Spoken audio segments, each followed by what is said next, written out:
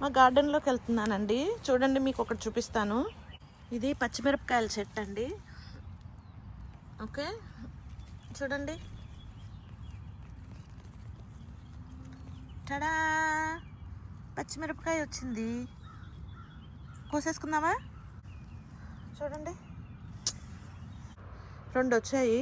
ఉప్మాలో వేసుకుందాం. ఓకే, ఉప్మా చేసుకుందాం ఈరోజు. పచ్చిమిరపకాయల కోసం ఉప్మా చేస్తున్నాను నేను ఈరోజు. ఓకే, ఇంకోండి ఉల్లిపాయలు టమాటాలు కట్ చేస్తాను. ఇప్పుడు ఈ 2 పచ్చిమిరపకాయలు కట్ చేస్తాను. ఓకే,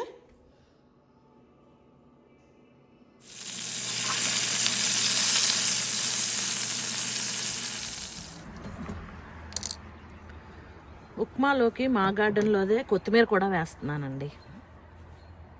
పచ్చిమిరపకాయలే కాదు, కొత్తిమీర కూడా మా గార్డెన్లోదే వేస్తున్నాను.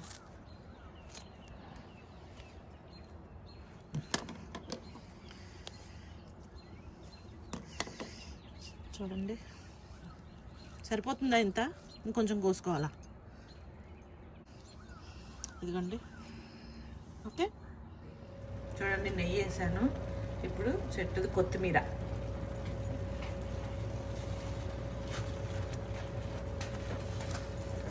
ఇలా వేసి చేస్తే ఉప్మా కూడా ఎవరికి ఇష్టం ఉండదు చెప్పండి.